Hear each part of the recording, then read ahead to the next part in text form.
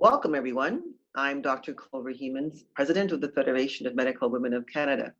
Today, we are very excited to join forces with Dr. Amy, a life transition consultant, and Samantha Finley of MD Financial Management on a challenging but important topic, divorce. Dealing with divorce can be daunting. Through this webinar, we hope to provide you with some guidance and insights that will help you to build your confidence and resilience. Let's talk a bit more about our presenters today. A little bit more about Dr. Amy. Dr. Amy Dupuis, or Dr. Amy as we like to call her, is a distinguished leader on lifestyle issues relating to caregiving, retirement, estate planning, aging, and family dynamics. Dr. Amy has spent the last decade working in the financial services industry in Canada, helping people understand the financial impacts while intertwining the practical and emotional sides of all of this. On top of her TV and radio appearances, Dr. Amy facilitates a variety of MD workshops across Canada, including one on women, wisdom, and wealth. And now today, you can benefit from some of this wisdom from the comfort of your own home. While I'm doing the introductions, I'd also like to welcome Samantha Finley of MD Financial Management to our webinar. Samantha has been in the financial industry for the last decade. She is a certified financial planner and is a strong supporter of our female physician population. I met Samantha at the Federation of Medical Women annual general meeting in 2019, where she presented MD's findings on women physicians in Canada and shared some insights on how our personal values factor into our decisions and planning on our finances. So, with my introductions complete, I'm going to hand it over to Dr. Amy to take it from here. Thank you so much. And I want to welcome everyone as well. And I know that if you're on this call, all of us who are on this are in a different stage of perhaps separation or divorce and have a unique situation. But there are some things that are in common that I want to share with you tonight. And those are the ways that we know that people can heal quicker and move through transition more easily. And that's what I want to share with you in our time together. And I hope by the end of our time together that you have a little bit more of a plan for how to move forward more easily, and also some really practical ideas about how to have more resilience and more confidence as part of that resilience. So let me tell you what we're going to talk about. We're going to talk about some facts that will reinforce that you are not alone in this. And we're also going to talk about the impacts of life transitions in general, but of course, specifically around this transition of divorce. And then we're going to focus our time together, which isn't all that long, but we're going to focus on how can you build resilience. And then at the end, there really will be a bit of a plan for you to say, okay, here's something very concrete that I can do to move forward. So this idea, you are not alone. This is not about misery loves company. This is really about the fact there are lots of people who you can turn to for support, who are in similar situations to you, and also people who've gotten through this transition and are thriving today. My guess is if you chose to come here tonight, you may not feel that right at this moment you're thriving. And I really want to just give you a word of hope. We know that people get through divorce and end up starting new chapters in their life. This is true for other people, and it's also going to be true for you. So let's talk about some of the facts that may help you feel less alone. Now, if you're feeling alone, it's sometimes just part of the process. We go through a transition, and even when we know lots of other people are going through it, there's this sense that we're the only one going through it at that moment. And I think what happens a lot of time for people when they're going through divorce is they're never more surrounded by happily married people than they're going through separation and divorce. So if you're finding yourself in that situation and it's making you feel alone or like a failure, I hope the facts on this screen help you move away from that. You can see it's a pretty common occurrence in Canada. 43% of Canadian marriages end in divorce. And I have to highlight gray divorce because that's for people over the age of 50. It's actually 50 on is where we see the highest rates of divorce. There's all sorts of reasons for that. Interestingly, in those cases, women almost always ask for the divorces. And there's some interesting facts about, as you look at that age group, why as people move often into retirement years, that they're going through a divorce. And then you see the third fact here, and this is the one I really want to call your attention to. that we know that a woman's standard of living drops by about 45% after a divorce. I don't say that to scare you in any way. I think it's important to note that the effect is actually greatest among women at the top of the income distribution. So, what this means is that we really do want to take a look and focus in on the fact that we as women really need to plan to deal with the financial changes that have come along with divorce in a very concrete way. And I'm going to share with you in a few minutes some ideas about how you can do that. Okay, so you're not alone. I will tell you, if you really don't want to feel alone, you could go to Belgium where the divorce rate is 70%. When I read that fact, I couldn't believe it, but they're struggling with an extremely high divorce rate right now. So the facts are there. You're not alone, but now how are you going to get through this? And really, what are the impacts of this transition in your life? So when we look at the impacts of life transition, there are typically four major impacts that occur with every life transition. There are emotional impacts, family impacts, practical impacts, and then financial and legal impacts. So think about these with me for a minute. As you might guess, on the emotional side, when people are going through divorce, often what they're feeling is something like grief, anger, relief, depending on how things are going. So a whole myriad of emotions. And this is the thing that's complicated because emotions are so complicated and they're rarely just one or the other. And we tend to bounce around with our emotions.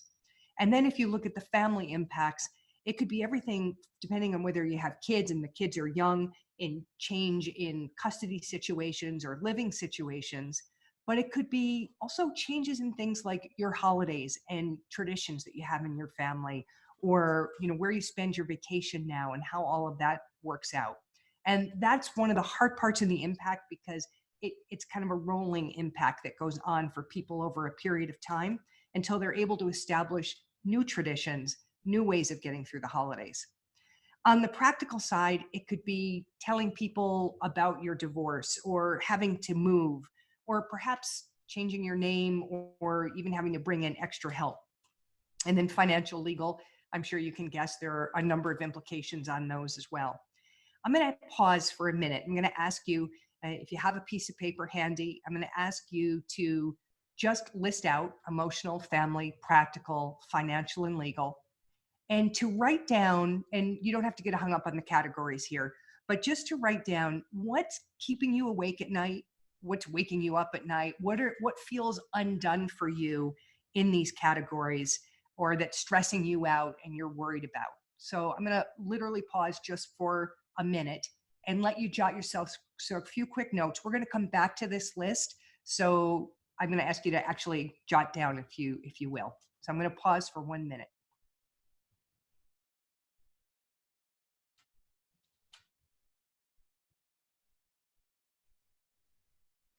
Okay, so keep that list. This is obviously not going to be a complete list, but what this helps do is organize your thinking a little bit. And I'm going to give you a way later on to take that to the next level. I find when I work with people that if they're able to separate it out a bit and see some of the different areas, that it helps from making it feel quite so overwhelming. Because when we're going through any transition, it can feel incredibly overwhelming. So this is an opportunity to sort your thinking a little bit more. Okay, let's move on. And we want to move into talking about resilience, because this is really the key part of what I want to share with you.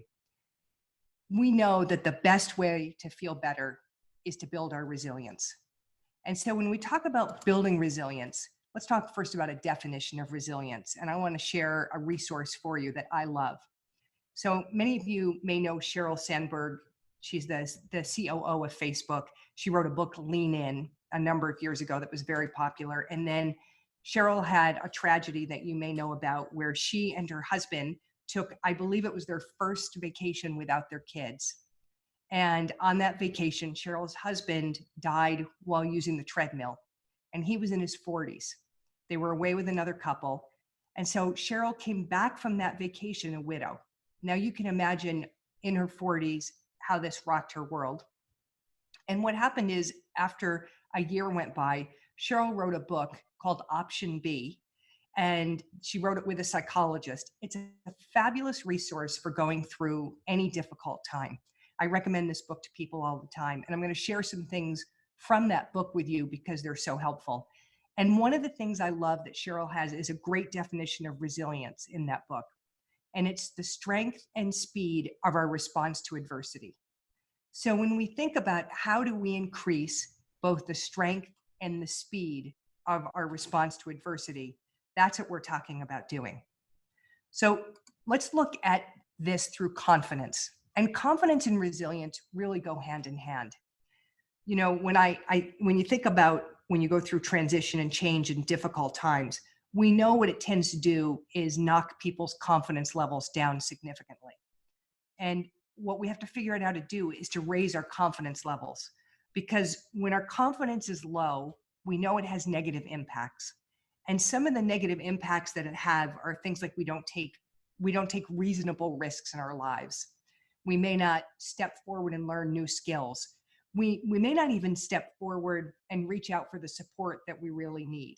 I happen to be working with somebody individually right now that I'm coaching whose confidence has been knocked from another life transition. And she knows the thing she needs most is human contact and friends. And she said to me, my confidence is so low, I can't even get myself out of the house to go do that. So that's a classic response to our confidence being low. So let's talk about how you boost your confidence. And I want to talk to you about these things from a research perspective. They all have research behind them that are really good. And again, a lot of this you will find in the book option B. One of the things that we know makes a huge difference is our self-talk. And many of us, especially when we're going through tough times, find that our self-talk really plummets. And in general, I find that women don't always have great self-talk anyway. And often when I do workshops, I will say, if you don't believe me, go stand naked in front of a full-length mirror and listen to what you say to yourself. Very few of us focus in on how great we look. Instead, we focus in on everything we don't like. So watching our self-talk is a key part to building our confidence. And it really goes hand in hand with the second bullet point there, which is self-compassion. And there's a psychologist, Kristen Neff, who studied people's resilience from divorce. And she found that the number one thing that made a difference was self-compassion. That when she was able to look at people and separate out how long they'd been married, the quality of their marriage, who asked for the divorce, the number one factor with the strength and speed of someone recovering was their self-compassion. So I point this out to you because if you're struggling with self-compassion right now, I really want to encourage you to think about what you might need to do in order to rebuild that for yourself. And often everything I'm talking about is about really reaching out. And it could be reaching out to a friend. It could be reaching out to a counselor or a therapist, whatever you might need to help you regain that or create that self-compassion. Now, the next bullet point, journaling, is one that if I were sitting listening to this webinar, I would be rolling my eyes right now because I really hate the idea of journaling in general. However, what the research shows about journaling is interesting. It's not about sitting and just writing out your thoughts that seems to make a difference. But there are a number of studies that show if at the end of the day, you write down 3 things that went well and why they went well, that there is a very positive impact to that. One study showed that within 6 months, people reported significantly higher levels of happiness after doing that. Another study showed that after doing that for only a couple of weeks, that people had great mental health outcomes. They had lower depression, lower anxiety. They felt better in their life. They reported again being happier. And that was compared to a group that was journaling just about their early childhood experiences or previous life things. So this is a very targeted journaling exercise. And I'm sure you can guess why this is. It's because when you do this, what starts to happen is you start to have a feeling of self-efficacy again. Okay, I have some control in my life. These things are going well and I'm impacting them. So if you do nothing else after this and you think about self-compassion and journaling as a way to help yourself, it could be a big help. The other thing there is perspective. We could spend hours just talking about this topic. It's one of my favorite topics to talk about. I want to share with you, though, just a couple of things about perspective. Martin Seligman, who's the father of positive psychology, talks about the 3 Ps to deal with perspective. And one of those is the idea of personalization. And what he has found is that people who blame themselves and take on all the blame slow their healing process. So it's not the idea of not taking responsibility. This is going to the level of taking too much blame. And the second P in this is pervasiveness. And the idea of pervasiveness in this case is that the impacts of what we're going through, of a divorce, are pervasive in all areas of our life. And the truth is, no matter what we're going through, it's rarely pervasive in all areas of our life. So with Sheryl Sandberg, she talked about the fact that even though she was going through this horrible experience and clearly had to deal with her children and her whole personal life was rocked, that she was still the COO of Facebook. She still went into work every day.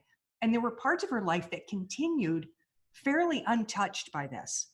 And it's being able to identify those and recognize that our life is still going forward, even though it feels like the majority of our life has been impacted. And then the third P in this is permanence. And this is the idea of the permanence of the impact. So when you look at divorce and widowhood, it depends. There are factors that make it depend on how long people tend to take to recover.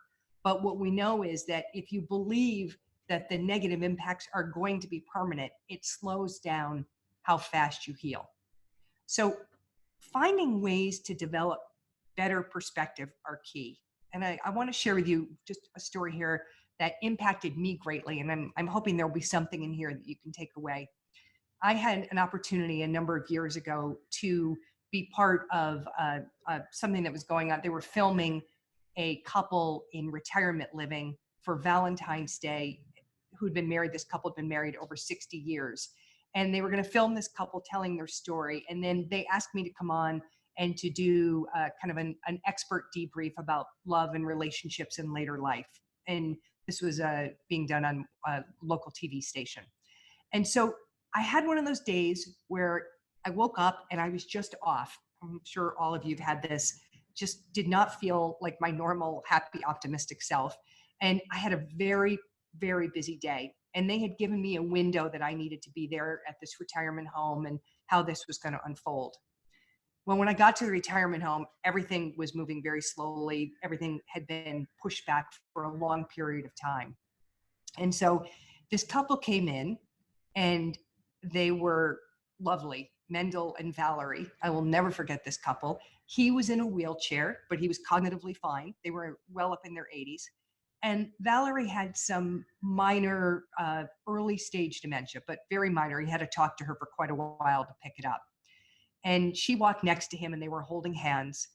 And the interviewer was quite young and she asked a number of questions. And they had come over from Europe when they were young and they met here in Canada and married. And as they're telling their story, 3 times during the story, Mendel said, "Who could ask more from life than what we've had?" And I was very touched because he was so enthusiastic about this. But then something else happened that really made me think about what he was saying, because the interviewer asked Valerie if any of their family had been at the wedding. And I saw this shadow cross Valerie's face. And I thought to myself, I think they're Holocaust survivors. So after they were interviewed, there was a break before they were going to interview me. And I went over and I knelt down next to Mendel. He's a lovely man. He took everyone's hand who came near him. And I chatted, and everybody in the room had been crying during their story. And I said, I was so touched by your story, and everybody in the room was. And I was so touched by the fact that 3 times you said, "Who could ask more from life than what we've had?" And he said, "Yes, yes." And I said, "But I wondered if perhaps you're Holocaust survivors."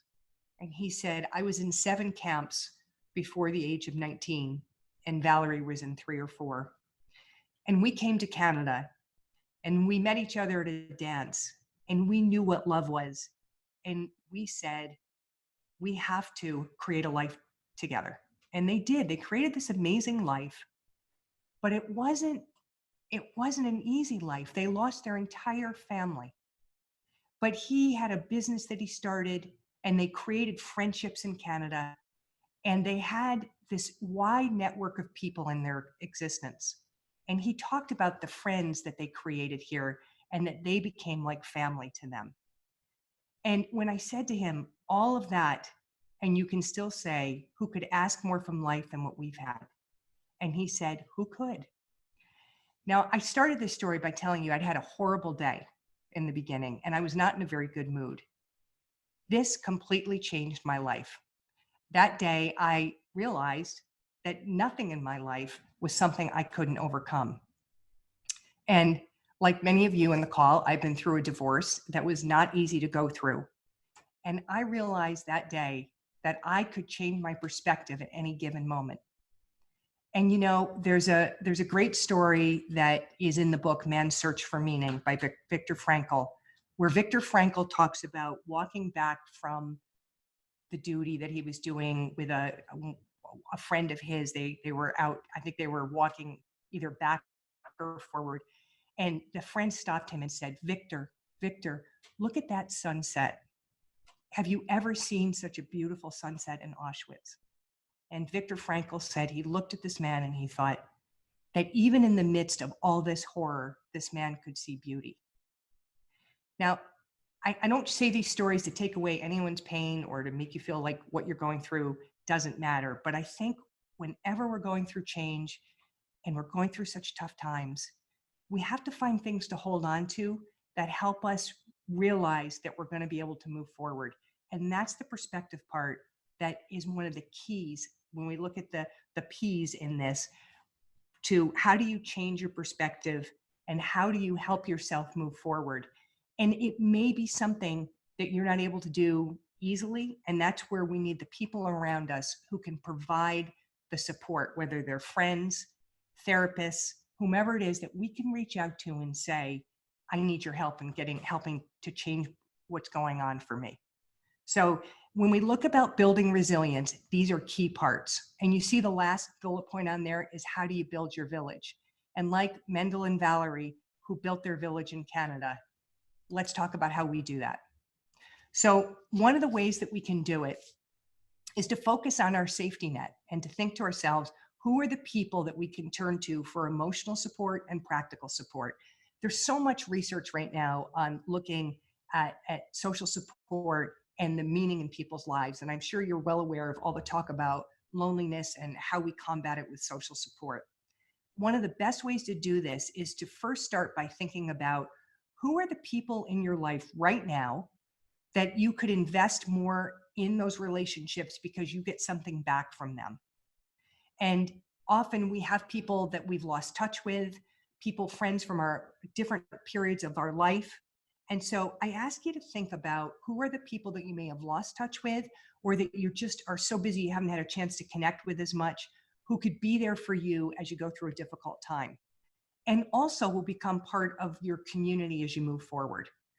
The other part of that is to think about the practical support side. So a lot of times we focus on the emotional, but we need really practical support. And this could be friends, but it also could be people we hire to build our safety net. And this is a time where I really encourage you to offload things off your plate that maybe you don't need to be doing that are practical in your life that somebody else could do. So what are the things that you could take off your plate practically that will allow you to focus on the emotional aspects of your life? So in addition to the people that you have in your life now or that may have been in your life in the past, I want you to think about one other part of this, which is who are the new people you could bring in your life?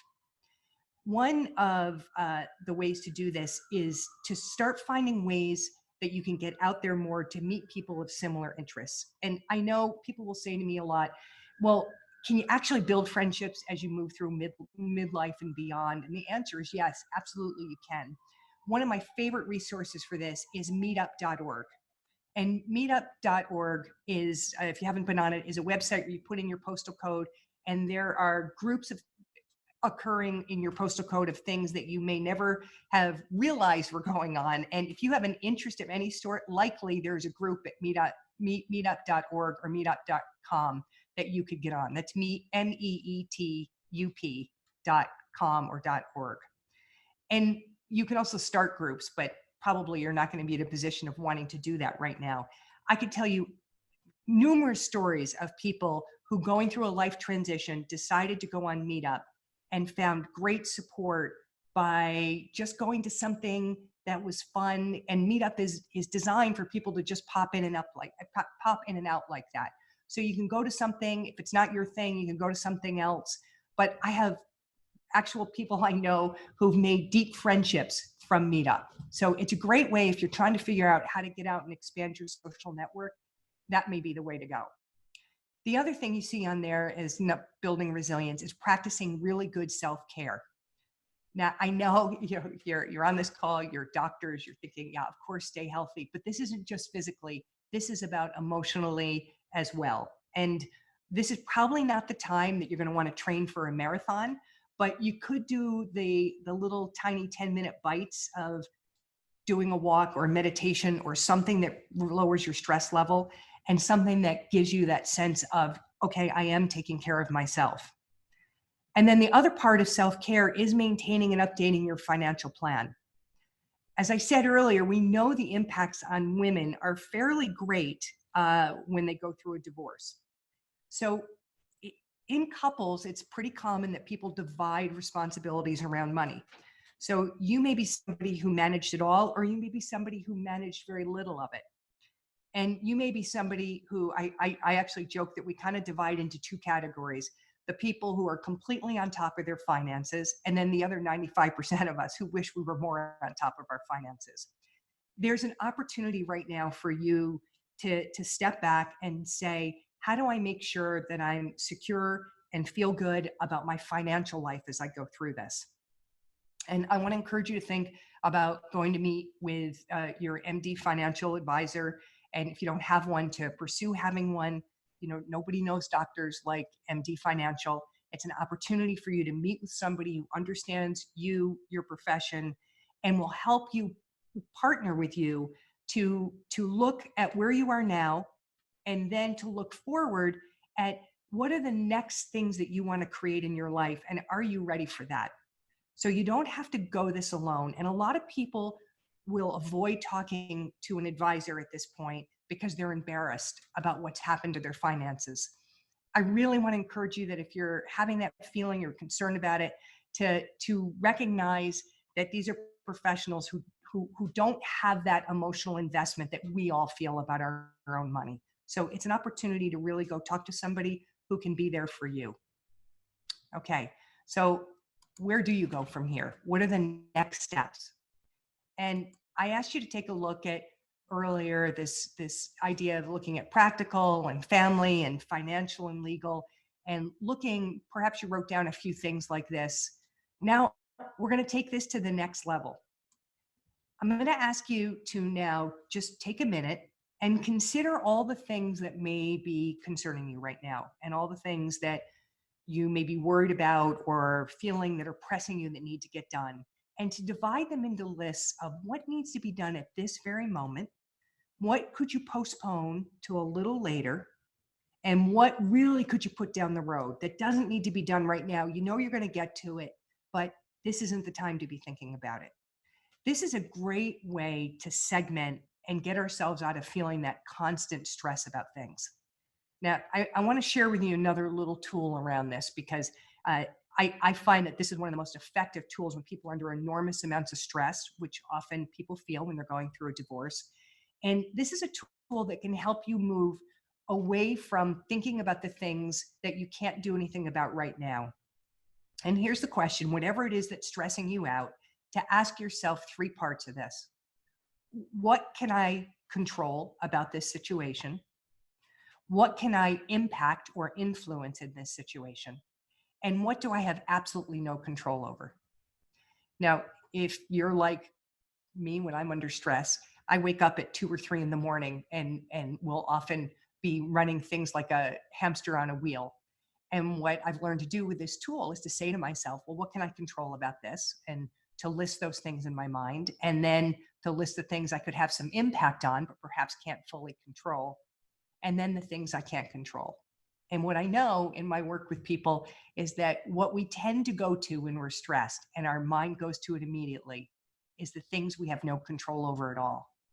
And so this becomes a way to be able to circle ourselves back and say, okay, wait a minute, pause. Let me only focus on the things that I can control and the things I can impact. And right now, the only things you may be able to control and impact are the things on that list where it says, I have to do this at this very moment. The things down the road may be the things you have to push aside right now. And those two things together can really help you bring your stress level down so that you can deal with this. Okay, so then the question is, you're going to meet with your MD advisor, and there are 3 questions you should ask yourself before you go into a meeting with your advisor. What do you need to share with your advisor about what's going on so they understand you better? And I know this is a vulnerable thing to ask that question. You know, it's hard when we're going through a divorce. I think we feel like our lives are kind of laid out for everybody when we're going through that. So here's a chance for you now to say, okay, I don't have to share everything, but there are probably things that need to be shared in order for me to have an effective meeting with my advisor. The second part of that is, what's the information that you need in order for you to be better educated, in order for you to feel like you're on top of what you need? And I like to think about this in 3 areas: day-to-day finances, long-term investing, and estate planning. So what information in those 3 categories do you need from your advisor? And then the third part of this is, what advice or guidance would you like from your advisor in order to help you move forward? If you step back and think about those things ahead of time, it will really help you to have a much more effective meeting. And if you're on top of your finances, what I know is that actually is like dropping a pebble in a water, right? That confidence that comes from that reverberates through the rest of your life. So it's worth taking the time to do that. And it goes back to those 4 implications: emotional, family, practical, and financial legal. And the more we get on top of one little area of our life, the more we feel like we have the confidence to move forward. And the confidence adds to our resilience so that we have a quicker speed and greater strength in our recovery time on things. Okay, I want to share a quote with you that this is from Sheryl Sandberg. And I love this quote because I think it's for all transition. And, you know, my hope is, as you hear some of these ways to build your resilience and increase your confidence and think about this in a different way, that it helps you get through this transition with more ease and more quickly, but also that you're set up for future transitions to do that as well. So here's the quote: "We all deal with loss, jobs lost, loves lost, lives lost. The question is not whether or not these things will happen. They will, and we have to face them. I learned that when life pulls you under, you can kick against the bottom, break the surface, and breathe again." I love that idea of that we can kick against the bottom, break the surface, and breathe again. No matter where you are in this journey, I hope that you can hold on to that and recognize that you too are going to break the surface and breathe again. I'm going to turn this over now to our own MD, Samantha, to do a little close for us. Sam? Yes, thank you very much, Amy. And I'll turn on my video here. So in wrapping up our webinar today, I do want to say that I hope everyone found that our session today was a very valuable use of your time. And I want to first say a very big thank you to Dr. Amy. Incredibly interesting content. Your practical insight is always so well balanced with your compassion. I always appreciate you telling your personal stories and stories of your own life circumstance. It really does make the material so much more relatable and applicable, especially for me as well. So thank you very much, Dr. Amy. Thank you, Sam. You're welcome. I also want to say a big thank you for Dr. Hemmons for your time and your expertise highlighting this topic for us today. I remember as well when you had brought up this topic to us back in the fall, saying it would be so interesting if we could have an open and engaging dialogue about divorce. So I hope this hit the mark. I'm very passionate about creating community and creating confidence for our women physicians. So I hope today this webinar was a piece of contributing to that building of community and confidence. So we realize timing around changes like divorce can definitely be very complicated. So what's next? So I want to assure you that our advisors at MD, we have experience helping and partnering with physicians and families as they work through all of the various transitions and life changes. And I want to say that our advisors in particular, they have knowledge and expertise that can really anticipate some of those financial changes that divorce might bring for you or someone in your family. And this is really a way where we feel we can very strongly support you, and whatever that looks like, whether that might be right now, maybe that's a little later, or perhaps that's even down the road. So if you are a client at MD, you will be hearing from your advisor in a couple of days. Gather some feedback on how you felt this webinar went, if this content was relevant and you'd like to see it again for maybe some of your colleagues. Also to see if it's the right time to continue the conversation with you and see how we can be a part of that safety net for you. If you're not yet a client of MD, we will definitely still be having an advisor reach out to you as well. We want to make sure you have the opportunity to provide feedback and see what it is that we might be able to do to support you as well going into the future. So in closing our call today, again, a big thank you to Dr. Amy and Dr. Hemmons, and also a big thank you to everyone else that joined us on the call today, and for all of those that put this webinar together. I hope that you have a wonderful evening. Enjoy your dinner if you haven't had it yet. And we hope that the next few days are filled with maybe a new book, maybe some journaling, a new perspective, or even a meetup. So with that, again, thank you so much and good night. Good night.